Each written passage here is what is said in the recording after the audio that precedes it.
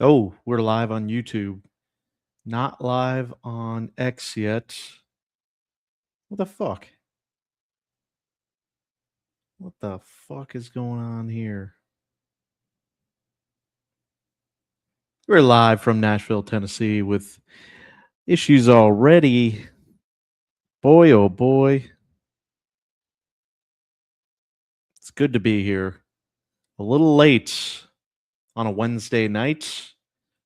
We're finishing up the card, waiting to lock in that weather updates for this week's Players Championship, the 4.5 major and the first largest purse of the entire season. We'll be getting to that as the main portion of our show, but we have a couple things to discuss as always on Wednesday. King of the Court last night. I don't know if you heard. You're sleeping under a rock. You're anti NBA. I don't know. But Bam Adebayo had 83 points last night in one of the most astounding performances in NBA history by great guy, great ball player, but averaging 18 coming into the game. And one of our king of the court guys, Josh Giddey, balls out, drops 51 PRA, only for us to lose to a 95 PRA. Congrats to the Bam backers. $1.1 thousand in bonus bets split up in $50 increments. Oh, be better, DraftKings. Be so much better. Caesars, FanDuel, they just give you the best bet, or they just give you the bonus bet, and you can just spend it however you want. It's a balance in a bonus fashion. Crazy idea, I know. But holy shit, broken records for made free throws and free throw attempts in a game. Clearly, once he had 42 at half, Spo knew something special was happening. And the Wizards are dog meat. G League team at best. Holy shit. Just go watch the highlights. Although it's going to be a lot of free throws. Kobe fans were in arms on Twitter last night.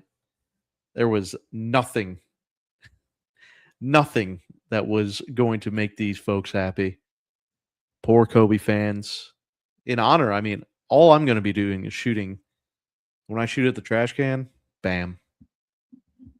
I mean, that even rolls off the bam. That's a new Mike Breen bang. Bam. Good from the line. Bam. Yeah, I mean, when you shoot far away, you could say Kobe, but when you're kind of close to the rim, or you're a free throw distance away, you got to drop bam. No one's saying Wilt though. I mean, that's all dunks. Delayed in Wilt. The stilts for a layup. Yeah, that was crazy. So we'll reset. King of the Court next week, our week. Hopefully, we find the next 80-point winner. Congrats to the BAM fans. All right. If you're new to this, the weekly segment we run here, a little fun segment we like to keep everyone engaged, is a build your own golf foursome pairing. We kind of keep it topical to the week. And this week, St. Patty's Day is our category for building our golf foursome pairings. Just kind of get creative with it. You know, obviously, a lot of Irish golfers out there. Not quite the home of golf, Scotland is. So I guess I could have included Scotland, old Tom Morris. Yo, who do we get? We get actors wise, Cillian Murphy, one of the Guinness family members, maybe keeping the foursome hydrated out there would be an option. What do we get? Conor McGregor. Fuck. I mean, that would be a guy that you're not finishing the round because your cart is in some sort of pond or flipped over, and there are police presence on the grounds. Like McGregor just cannot be part of the foursome. Loose cannon, not living up to course protocols by any means. So we're not going to add McGregor to this. Maybe entertainment wise, Sinead O'Connor. No, get Sinead going in some way or fashion. It's just a great song that comes up every time when you're scrolling by our shuffle playlist. Sinead O'Connor. I don't know how she is on the course though. So passed on those great Irish people. Here's what I landed on. Gemini always coming in the clutch. What a great little mock-up here by Gemini. So obviously me on the left there, a little more of an athletic build from Gemini this week.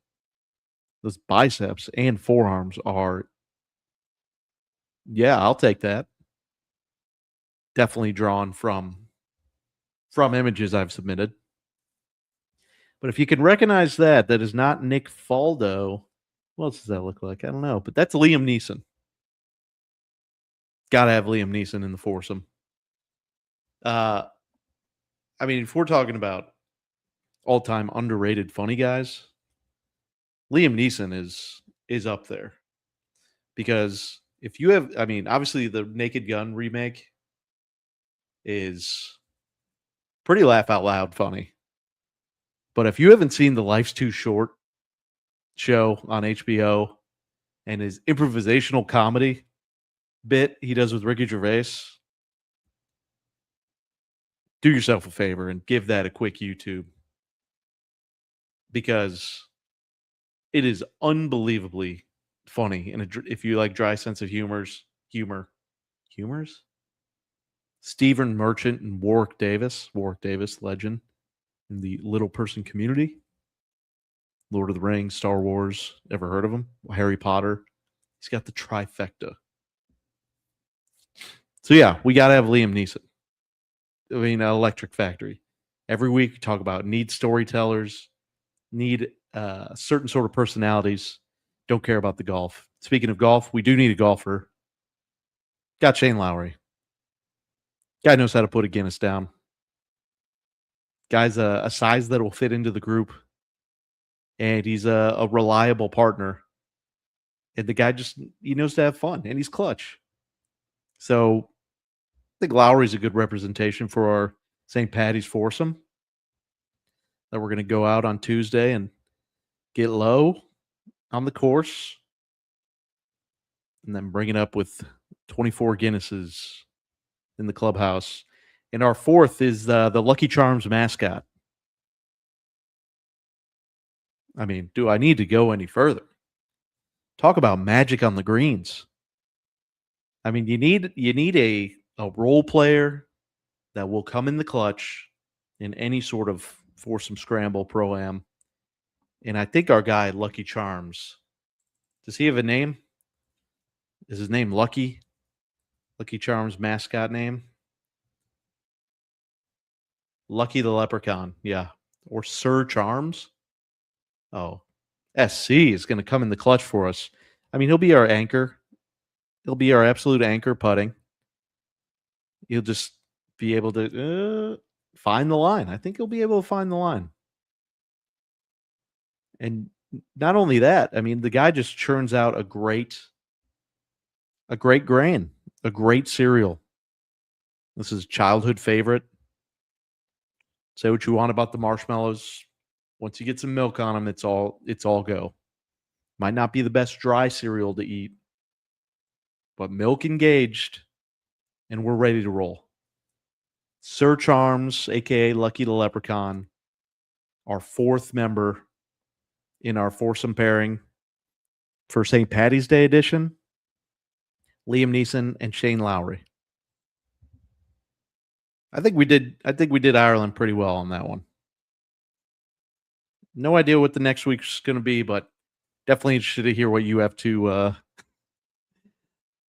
what yours might be if you had to build your own foursome with St. Paddy's Days there. All right. Fun is over. Now we dive into the Players Championship week.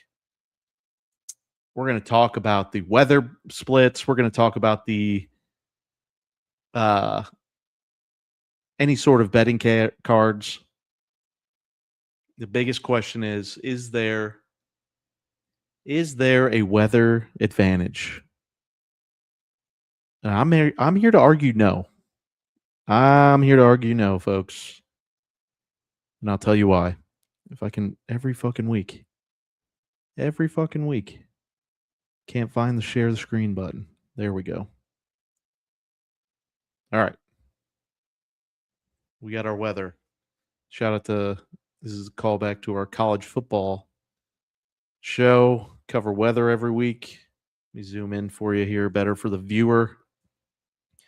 All right, so first tee times go off at 7:40. We've got split tees tomorrow. We've got a full field of 123. When wind picks up, which it'll be up all day, and we're on split tees, that is by far the recipe for the slowest round possible. There's no way these guys finish under 5 hours tomorrow. And we're going off threes. Buckle up. And the reason I say this is the first group goes off at 7:40. Now the last pairing in the AM, I'll pull that up for you. The last pairing in the AM is 9:28. So that's what, 2:30? Let's take a look. In the morning, over 10-mile-an-hour winds. Over 10-mile-an-hour winds. By 10 a.m., we're already getting gusts to 20 miles an hour. So where's that morning? We've heard reports that it is going to be a springboard type green setup. The rough is longer than players have seen. Sawgrass is firm and fast right now. You throw wind into that. The morning group is going to have trouble if they cannot locate the fairway. 100%. By 11 a.m., we're getting 24-mile-an-hour gust with some showers, 60% chance. So guys will be making the turn, maybe. And then at noon, we've got 70% chance. Same 24-mile-an-hour gust. But 1 p.m., when those first guys are probably finishing up, most of these groups are not going to be finished by 1. And we got a 100% chance of precipitation, 28-mile-an-hour winds, thunderstorms. That's the big problem. At least 30 minutes if lightning's in the area. So here's why I think it's PM, AM. They could see advantage. I think there will be at least some suspension like there was last week. Maybe an hour or two. With the amount of rain that's coming in, we've got 3-4 straight hours of rain. I mean, the sub-air systems are immaculate at all of these courses. But when we start to have accumulation of water on these greens, gonna have to blow the horn, even if there's no lightning in the area. And that will allow for a quicker return to the course. But that, without a doubt, we did have daylight savings push us a little bit longer on the daylight, but that will without a doubt push these groups into tomorrow. Once the rain kind of subsides there at 4 o'clock, the wind's actually coming down. So there's going to be some go zones for the afternoon group. You're going to have a softer course from what the morning's getting, and you're going to have lighter winds. So sunset, I think 7:26 is what I saw. PM, AM, and then so you'll have guys finish up PM. They'll go right back out. So finish up that round. Still should be soft. I imagine it'll be not as firm as it was Thursday morning, but it'll be back to firm. Doesn't look like any more rain overnight. Maybe a pop-up storm here or there. But by the time these guys get out, I bet that these guys won't get back out for round 2. Normally would tee off at 7:40. I'm gonna bet they don't get out there till 10:30. So by the time they get out there, we're dealing with steady 10-mile-an-hour winds. They'll get off the course at 3. That'll be 7-mile-an-hour winds. The PM/AM is not going to have a problem. It's scoring early that's going to be the problem, and finishing your round. And then we'll have to deal with, that AM/PM group. Probably go off around 3, maybe 2:30. Some will be able to finish, but we're going to have players that are going to have suspended to darkness. And I'm predicting that we're going to have round 2 spill over into Saturday. Shouldn't be too much, and then we'll be back on schedule. This cannot be a Monday finish. Monday doesn't look very good. About 100% chance of rain all day. I think we'll be good Sunday. Could have some pop-up storms. Not looking ideal, but it's showing us we're going to get some sun for at least 11 hours. Oh, wait. Here we go. Ooh. So it looks like we might have to push up. Yeah, Sunday might be an early tee time. Wow. We might have split tees and an early tee time Sunday. It's going to be a chaotic tournament. Chaos loves company, right? Don't think that's the phrase, but since this has moved to overseeded and in the March time slot, it's just been nothing but ballers that have won. So this tournament has held this distinct, designation of major champions winning. Scotty won twice. Rory's won twice. Cam Smith won.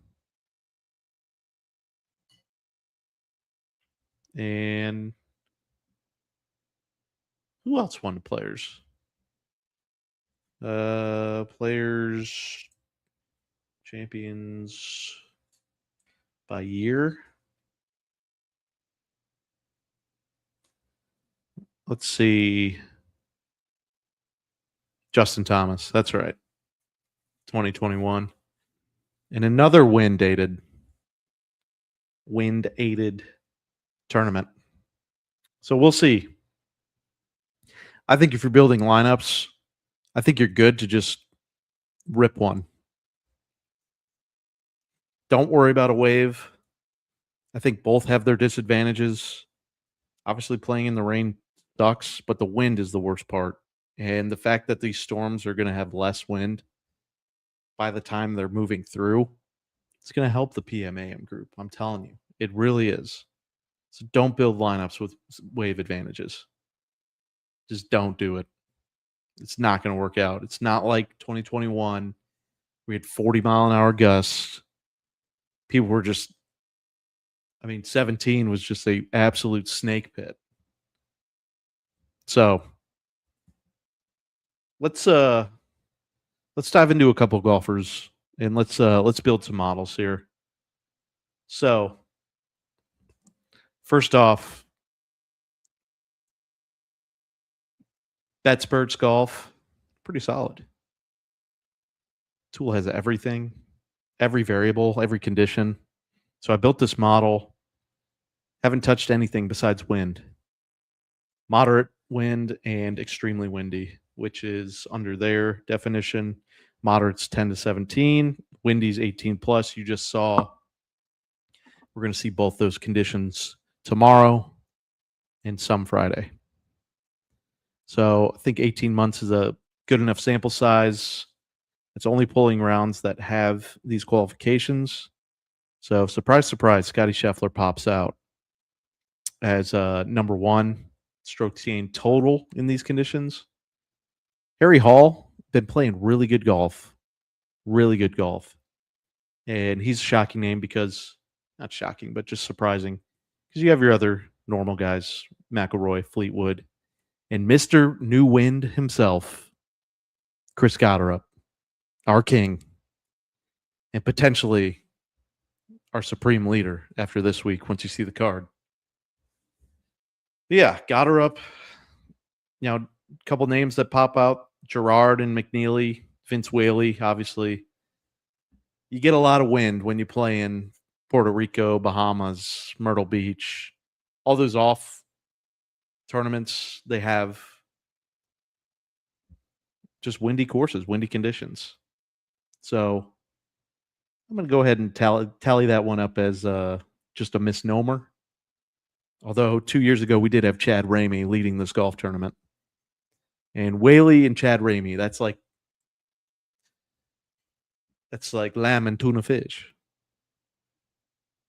Lamb and tuna fish. Matsuyama, Morikawa. So a lot of the big names you'd expect can play well in the wind, but a couple that pop out that I think are interesting, especially when we look at first round leader numbers. So let's take a look at an actual build out on what it takes to succeed here. So I already built out my model versus based on everything that has shown to pop from winning formulas last couple of years. I'm a big recent form guy. As we've seen with Scotty, like obviously we know the golfer that he can be. But when we look at the golfer that he is right now, you can't just plug and play that every single week. Now, obviously, there's the idea of buying low, selling high. But I still think we're in a sell mode here. We need to sell high and get Scotty further down. You look at windy conditions, Scotty, this year at the Genesis, he was 5 over through 11. I don't want to buy until I see a consistent start because that seems to be his biggest problem. And a consistent 18 holes. I mean, last week we saw five out of six, should have been 6 in a row. Yeah, it was 5 out of 6. Should have been 6 in a row. Birdies on the back after they came out of that weather delay. Up until then, he was just pulling. He seems to be missing left a ton. Seems to be pulling his irons. And talking to a friend, the one thing that also seems off is he's just not stuffing. There's no Thanksgiving at the Scheffler house because he's not stuffing. When you watch Scotty Scheffler the last 3 years, 4 years, I mean, you can almost, if there was a bet that he would have 2+ shots within 4 feet from approach in a round, you'd feel like it would be minus 110. Like that's what we're accustomed to. It's spoiled. It's just how good he's been playing. And then he still pops number 1 on the model because this is how fucking good he is. All right, so model build out before we look into some of the players. So we're looking at approach to the green, looking at tee to green, greens in regulation, scrambling. I like good drive this week. It hasn't popped in years past, but percentage of hitting fairways and greens in regulation. Like if the rough's grown out, it'll be penal. Like there's positions where you just cannot advance the ball to the green. Like on number 4, when you're in those like hills to the left, and there's that water runway that goes right between the green and the end of the fairway. Like there's murmurs that people are going to have to lay up on that ridiculously short par 4 because people are leaving it in the water from the rough. We'll see if they surprise and cut down. Birdie and better percentage, bogey avoidance is going to be big. Strokes gained par 4 and par 3 have popped. Now, consistently, the par 5s have played the 4 easiest holes on this course. Obviously, nine's a beast. Pin can get tough on 16, but overall, the green concepts are pretty solid that if you're not there in two, you should be able to put a wedge close. So winners are going to score well on the holes outside of there, making putts outside of 10 feet, and then rough, green and regulation percentage. If the rough is going to be penal, we need to find guys that are going to break the penal. So Scotty pops, Rory asterisks. Officially game time decision for tomorrow. I already called. I don't think he goes. I just don't think he gives it a go. His swing is just too back dependent. I mean, most of golf is. It's not really breaking any news there. But just the way he's built, the back can be a serious issue. And just hope it's not anything long term. But that's such a quick turnaround, withdrawing on Saturday. Hasn't even been a full week to recover. I think he's out. So, Si Woo. Woo. Big. This is a huge tip. A lot of people love Si Woo this week. Just like a lot of people loved Matt Fitzpatrick last week. Now, to be fair, Shane Lowry at the Cognizant was the favorite, and he did blow a massive lead. So that's not really saying anything, but people love Scotty at the Genesis. I have trepidation when I look at Si Woo for this week. Same with Morikawa. Should be the most tipped golfer out there. He pops on it, though. Pops on the chart. We got Gerard in there. If he didn't play so bad last week, missed the cut by a mile in a limited cut event, he's played really well this season. He pops on our wind model, if you remember. Look at some of these guys that are popping on the wind model as well. Go back to the win. Scotty, Rory, Gerard, Morikawa. There he is in 12th or so. Watch out. Switch back here. Jake Knapp. We found out that Jake Knapp was nursing a back injury as well. Back soreness. And although he's new to the tour, yeah, he also isn't a spring chicken. I think he's 32. You'd say like, oh, he's 24, rub some dirt on it. But no, he's been a journeyman, finding his form, a late bloomer. We like to see, but a lot of people love Jake Knapp this week. I'm cautious. I'm willing to give up some juice to bet him live. I kind of like Jake Knapp as well this week, but massive field, wind. I'm not convinced. We'll see. Pearson Cootie. The Cood. Always popping. He missed a signature event cut.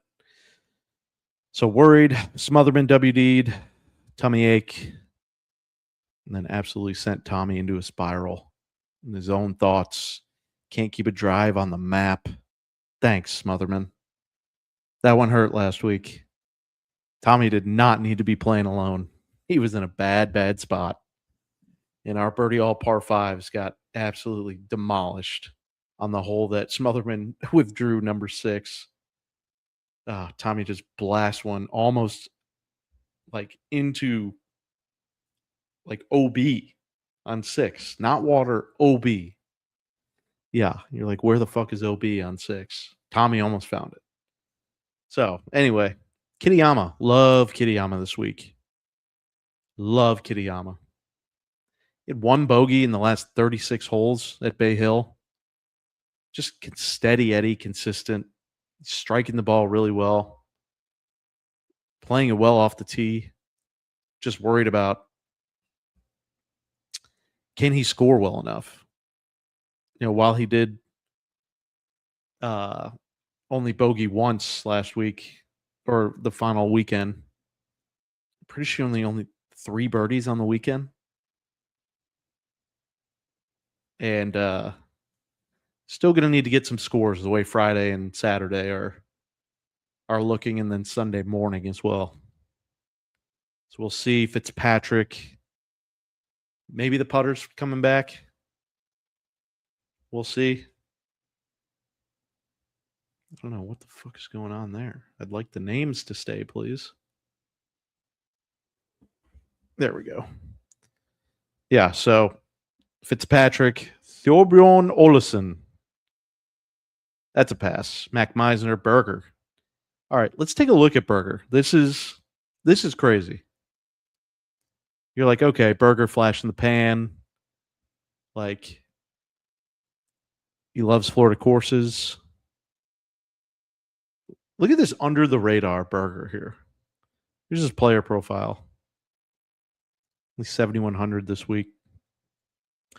2026. How about tournaments of, not rounds, tournaments?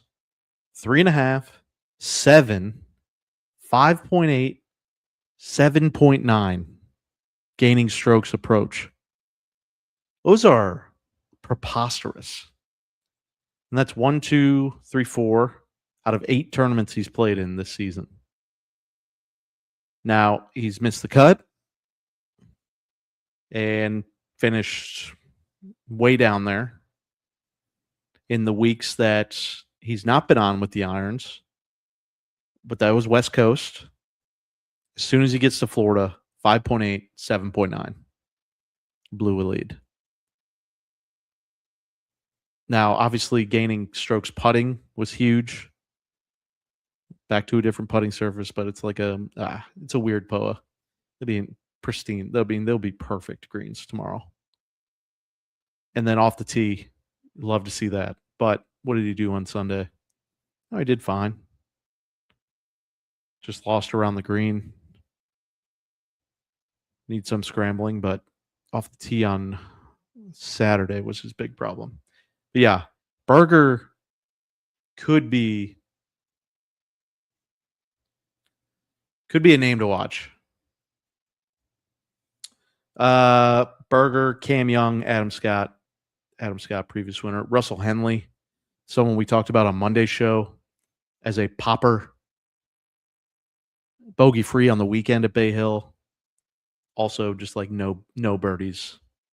It's like, can Russell just score a little bit more than usual? Adam Scott, it's like, sure, he's contending. Adam Scott's contending every week.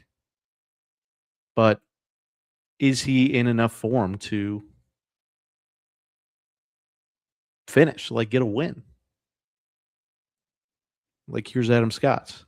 T11, 4th, 30th, 24th, 40th, 27th. That's really good. But, like, besides the 4th, this is like exactly what Ricky Fowler and Harris English have done this year, and Ryan Gerard.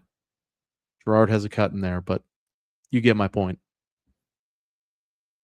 It's like, yeah, those are great guys to have fill out lineups, to maybe get some place bets. But do you see any of those 4 guys I just named winning right now?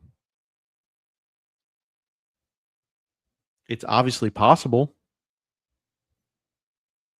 but I think there's other guys I'd be more scared of.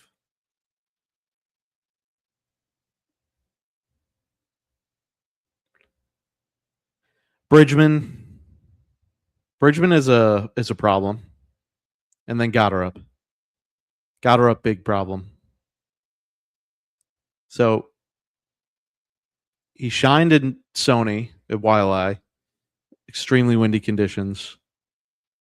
He shined in Waste Management round 1. He was outright first round leader. Windy conditions in Phoenix.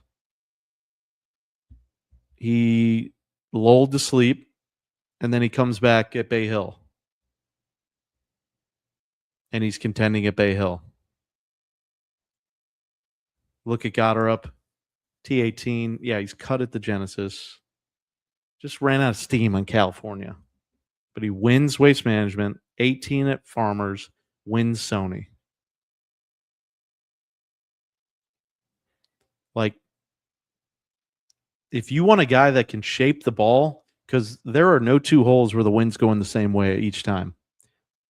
If you want a guy that can flight down the ball and shape one, this dude is going to get his mini driver out, and that apex is going to be 22 feet. Goddard is the wind man. He's America's wind boy. It's all that Oklahoma golf, man. Not shit there to block the wind. So Goddard's, yeah. Goddard can be a problem. Let's take a look at Bridgman. Skipped Bridgman. Got too antsy for my boy. All right. Bridgman, under the radar last week at Palmer, just a quiet T18. It's because he didn't really do anything all week. Like he's just gaining to the field by half strokes. Then had a nice Saturday. Bogey-free Saturday. T18 wins the Genesis. T8, T18, T13, T4. Is that good? He's your FedEx Cup leader. He's popping on the models right now. It's just, can he contend? He's got to show us contention at a truly difficult event. Genesis was difficult conditions for one round. I think he missed it. So if we look for Bridgman, back to our windy model, he's not too far down there. He's right around 20th. See, that's positive news for bridge backers. For Tigers out there, Clemson Tiger fans, Jacob Bridgman, potential, absolute potential to get it done. All right, where we go? Where do we go? There's Bridgman, Matsuyama. Same story with Matsuyama. If he dials those irons, could be game over early. Could finish what he started back in 2020. He was the leader before they didn't finish because everyone was going to perish if they finished 3 more rounds of golf. Not get political here. The Gala, talked about him on Monday. He's playing good golf, folks. Sahith Theegala is back to where his form was a couple years ago. Last year was not his best. Only made 11 cuts out of 22. Tough. But this year he's already got 3 top 10s, 4 top 20s, 5 top 30s, 6 top 40s. He hasn't missed a cut.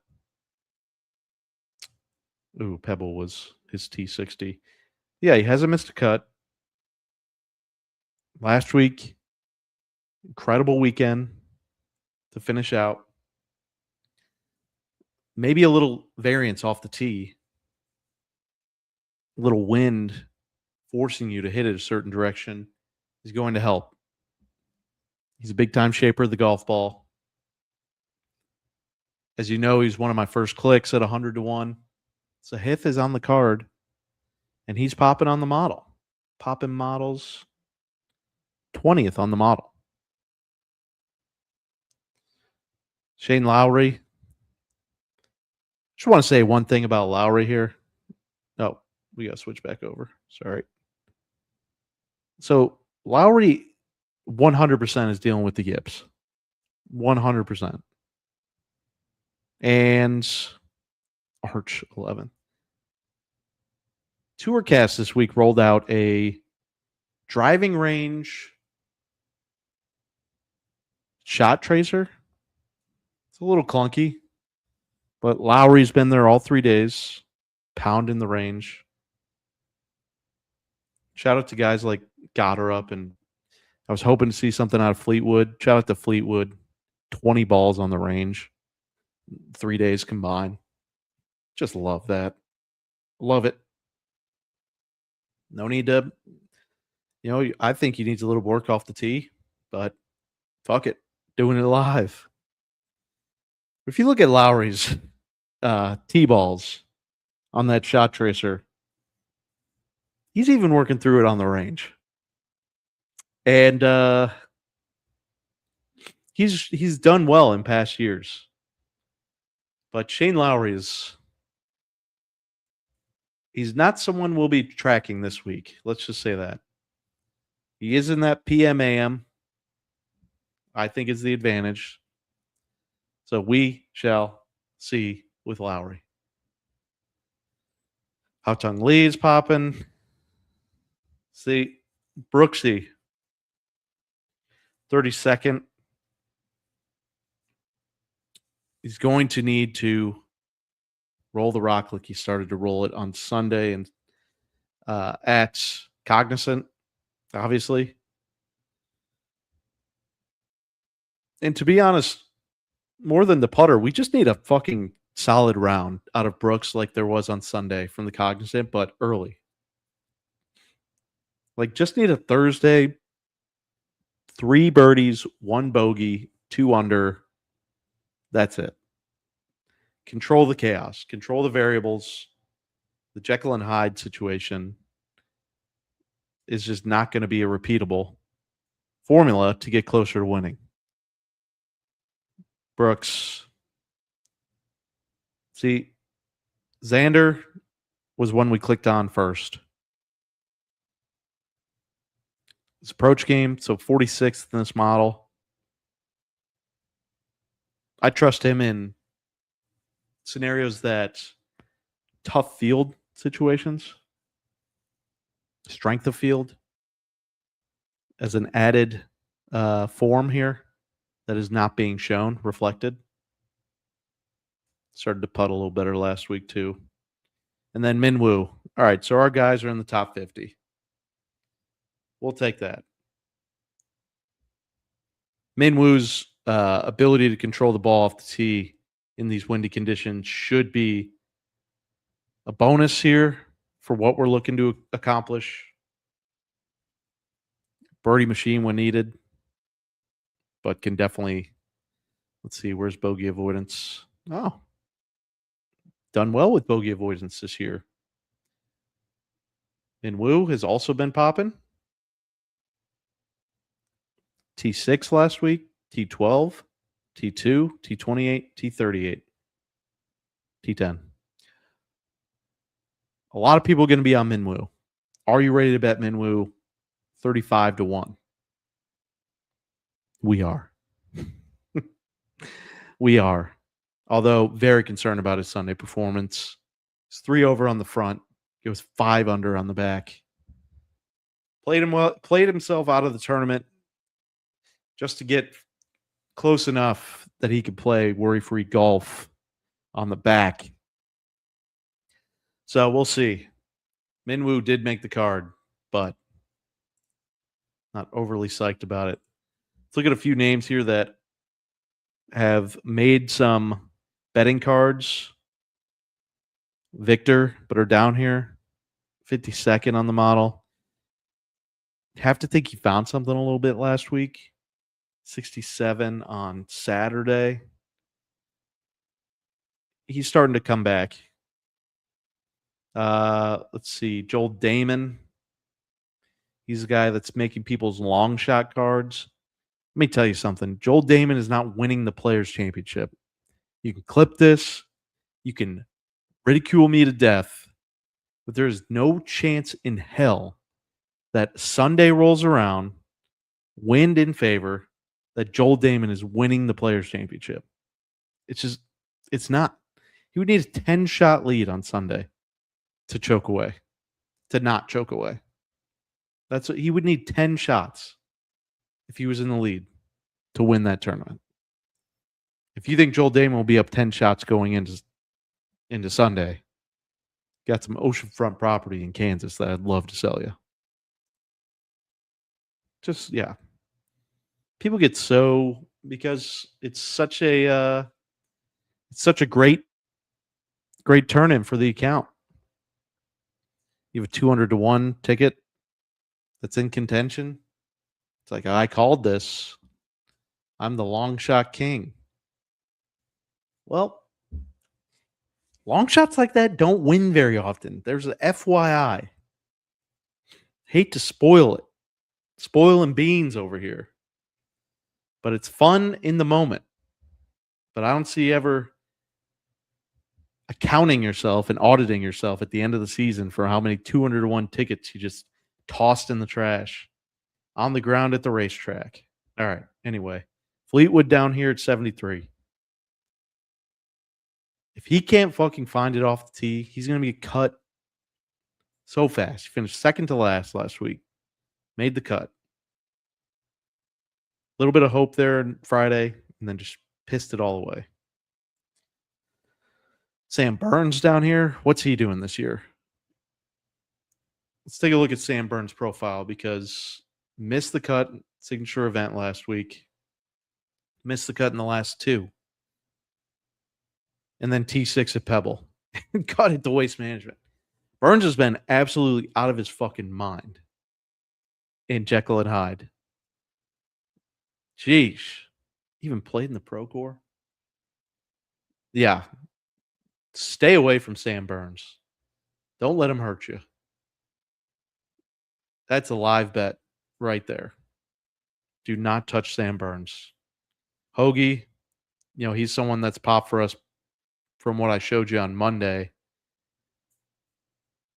because he's had absolute terrible form the last season coming into players. He's had the best players finish by average since they moved to March. Average finish is 24th, and he's made the cut every single time. So Tom Hoagie's maybe the only person, and maybe JT. We'll see, though. None of the books will put JT miscut numbers on the sports book. Cowards. Absolute cowards. Let's see here. Finau, one of his last gasps to try and make the Masters. Outside looking in there.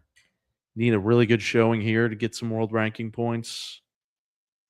He's just not playing good golf. He's not getting the opportunities to play golf. He's outside looking in on the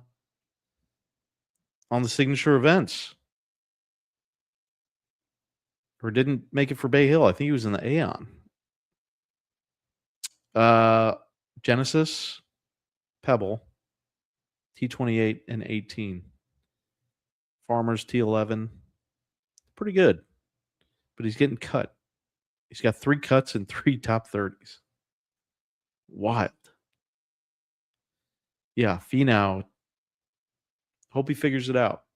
But not going to be touching him this week. Let's see here.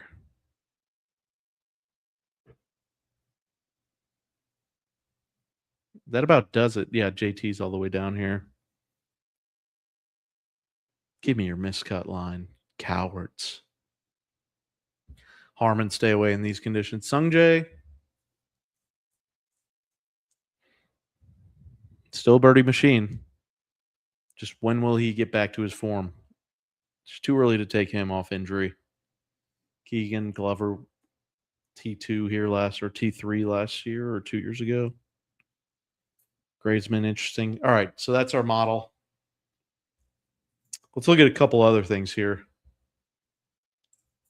because we have, let's see. We've got our birdie all par 5s market. Whoa. That's our favorite market. That's where we just made a killing last week. Scotty won, obviously. Xander, Kurt Kitayama, McGreevy, Goddard, Berger, Fleetwood Gerard. Listen, are you going to need an extra set of just your biggest trousers that you have to hold your nuts in if you pull off a win in tomorrow's weather? Yes, absolutely. But here's what I'm going to warn you about all my sickos that watch this bet with me and work this bet with me. They don't release the market when they have the rollover. So we're not going to get another market if there's play suspended tomorrow until hopefully they finish Friday, but we won't get one until Sunday because they're going to roll over to Saturday too. So these are some guys I'm eyeing. Xander, McGreevy got her up hit for us last week. Aaron Rye. Where's my guy? Where's Nappy Boy? Man, where is Nap? One of the strongest. Let's look at our birdie or better par 5. Michael Brennan, Pearson Cootie, McGreevy. There he is, Nap. Birdie or better from the rough is what you look for too. Got her up. Harry Hall. He birdie or better all par 5s last week. Taylor Moore. Yeah, these are some names that I'll be looking at tomorrow. And if you're unfamiliar, let me walk you through it here. If you're unfamiliar with this beautiful market, BetMGM started it. DraftKings has now run with it. Sorry, BetMGM. You're no longer needed. So here we are on DraftKings. You go to round, scroll down, par 5 birdies.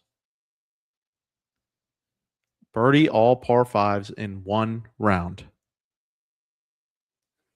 Last week we hit Minwoo 33-1, $50 net us 1,600. Then we hit Goddard 18-1. It's on the Rick Run Good Discord. In bets, join it. It's free. Shout out Rick. But this bet, now as crazy as it sounds, just on a normal statistical pairing from how many times it's birdied, I found that the normal chances of just the average person birdieing all those par 5s, it's around 45-1. That's the birdie percentage of all the par 5s combined. However, some of these guys really pop on par 5s, and some of these guys are mispriced. Jake Knapp, mispriced. If my math's correct, which I am a genius, I have him at 13-1. So $20 for Knapp pays $470. Got her up, solid. Now we go down to guys like Harry Hall, boom. He's a popper. Pearson Cootie, boom. So this is a 4-hole bet, folks. A 4-hole bet. How electric is that? You get 4 holes, and if you hit, say we hit Jake Knapp, 22-1. That's hitting Scotty Scheffler. I mean, granted, you have to be putting the same amount, but that's hitting Scotty Scheffler outright 5 times at 4-1. Like, you don't have to bet the outrights to make really good money in golf betting. This is a market I love. It's fun to follow as well. Not sure what the players featured group coverage is, but I'm sure they have a lot of featured holes. And that has to be one of them. All right. Players Holy shit. 23 different feeds? What the hell? This is sick. ESPN will be covering, let's see. All right, the third hole, par 3. All right, they will be covering 16, which is huge. For the guys we're betting on teeing off on 1, 16 is the last par 5. So if you have a guy that's already hit on those 3, get the betcast ready. Get the par 16 screen up on the big screen. And we're riding. Electricity. All right, featured groups. So Rory and Xander and Hideki, first and second. Scotty. Oh, he's got to play with JT. He's going to be seeing dog shit shots. And Fleetwood. Oh, not good for Scotty to get right. Brooks Koepka is a featured group. He'll be playing with Akshay and Finau. Okay. That's a decent group. Couple tan guys and Brooks. Hell yeah. And then they have, the 3rd, the 12th, the 16th. And obviously the 17th hole is going to be covered. Let's see. Early round coverage will have 23 feeds. All right. Oh, here it is. Let me share this. Here it is. Thursday main feeds. Oh, Ricky, Sahith, and Jordan. That'll be a good one.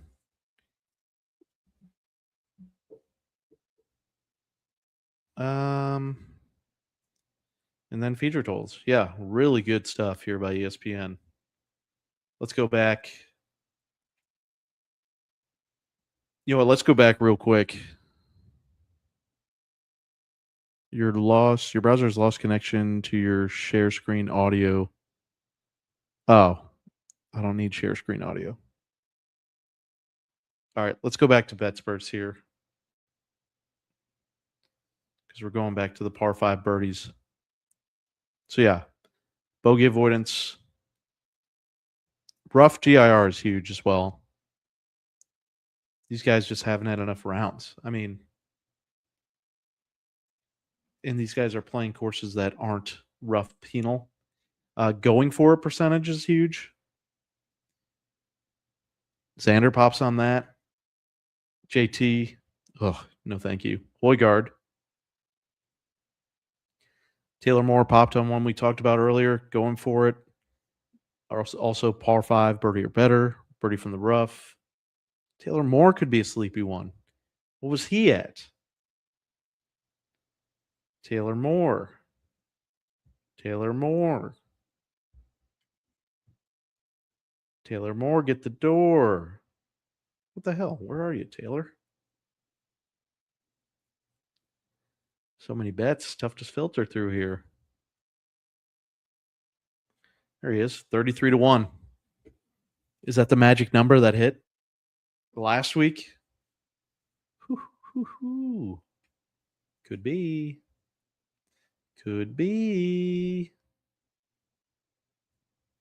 Okay. All right, let's just look at a couple more things here and we'll wrap this up. So, we look at all these filters, man. So many. So, let's look at featured. And then let's look at field strength, strong, scoring conditions, difficult, apply. What the hell? Oh. We got to go back like 2 years. I think that's a big enough sample size.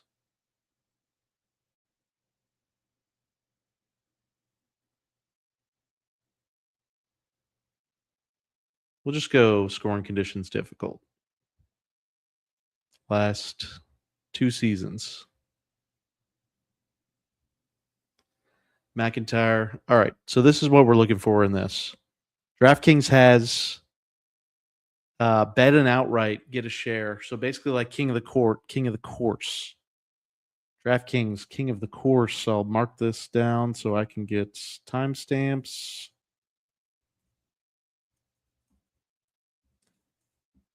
All right. So king of the course. You bet an outright. You select your player, like you toggle it. You only get one. If they have the most birdies through round 1 and 2 combined, you split a pot of 500,000 in bonus bets. Last year, Tom Kim won. I think it was $1 million last year. The people that had Tom Kim split $13,000 each in bonus bets.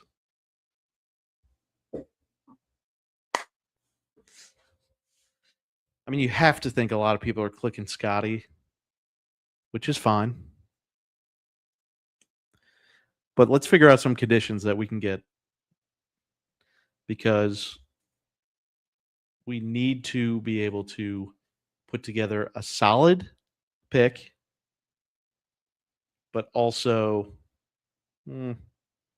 one that not many are going to have. So let's get windy. And then Florida.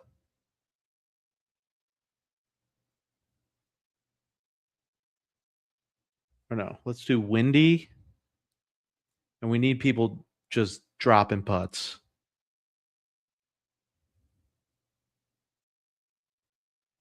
So gain putting. No, we'll do that. We'll find that. Windy, Florida conditions. Ooh.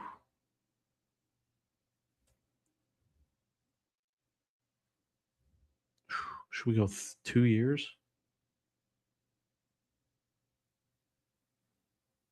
All right, so we're going to go to scoring.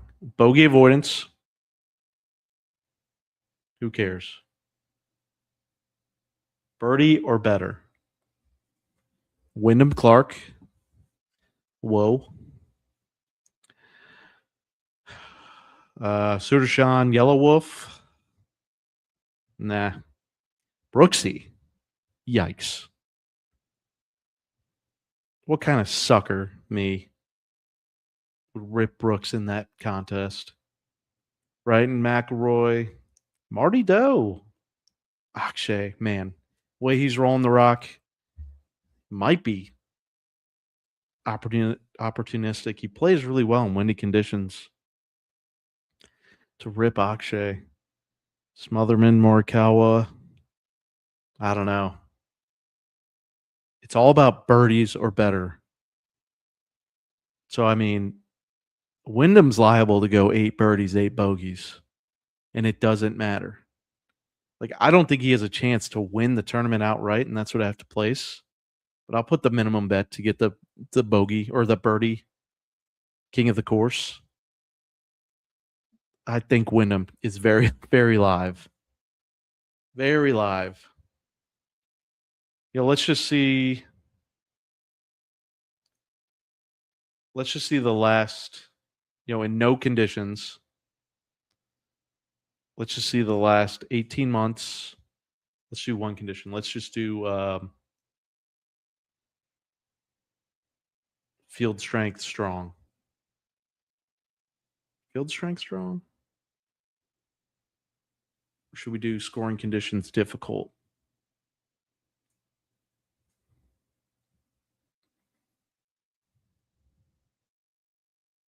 No, not difficult. It's clearly not pulling for that. Let's do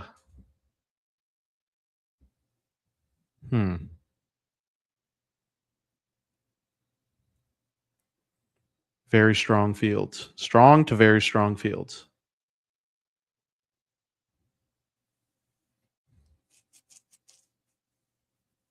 Well, are S.H. Kim and A.J. Ewart playing in very strong fields?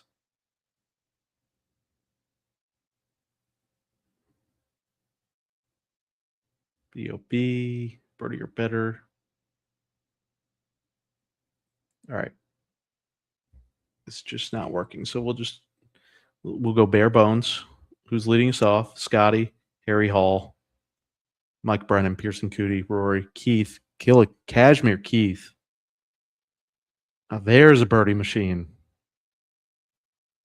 Cashmere? Be able to buy the whole lot of Cashmere if he comes through on that king. You might get all 500,000 of that bonus bet if you use Keith Mitchell. All right. Well, we'll also need to take a look at putting. Harry Hall. Fuck.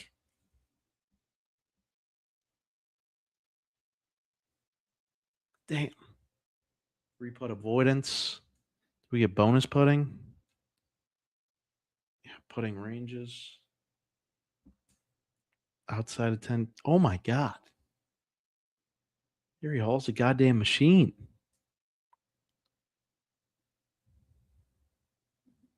Okay. So he's one of the best putters on tour right now.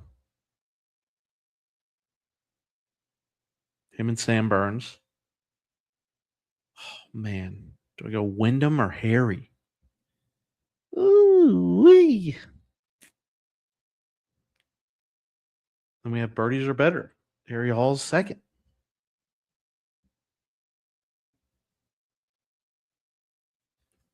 Oh, this is tough. This is tough. Wish I could have two fucking runs at this. I think we're going to go Harry Hall. Smart play. All right. Rambling on. We're at an hour. I think we have enough there. I think we covered enough. Don't think at the end of the day we'll have to worry about the weather. And then here's my card. So, Players Championship card. And then I'll have all my props and everything posted as well. Outrights, we got Xander, Henley, Winwoo Lee, Goddard. So 45, 45, 55 to 1, 80 to 1, Thigala 110 to 1, and Tom Hoagie 400 to 1. Those are all three plays on BetMGM. Now, I do have the Minwoo mock turtleneck in his honor. But yeah, those are all three plays at, Bet365, not BetMGM. So that's why those numbers may look inflated. You can only get them at Bet365. We're doing the three-place market. Now, we've also got places here. I like Russell Henley this week. I like the control that he has in his game. Not sure if he has enough scoring to get it over the hump, but like top 10 at 320. I like Ben Griffin. Didn't talk about him at plus 270. The course gets a little harder. Ben Griffin can perk up a little bit. Top 20, I think he can rise to the top. Kitayama, same thing. He's playing really well, similar to Russell Henley. Talked about him. We covered his splits earlier. And then Harry Hall, top 10, plus 850. And Tom Hoagie, top 10, 20 to 1. First round leader, got Fitz, Goddard, Matsuyama, Kitayama, and Hall. So, big card. I'll post my matchups and my props with that card. Let's just hope the weather's not a real son of a bitch. Don't linger. Move through. Get the course a little softer. Got major conditions. 4.5 major. Might not be able to sleep tonight. Kid in the candy store. Let's win some money. Let's hit another outright. Can Goddard do it for us again in either the first round leader or the outright? We like to think he can. Let's go. Let me know what you're betting, if you're tailing, if you're fading. Love to hear from you. We'll be back Monday to talk everything that happened. Can't wait. See ya. Bye.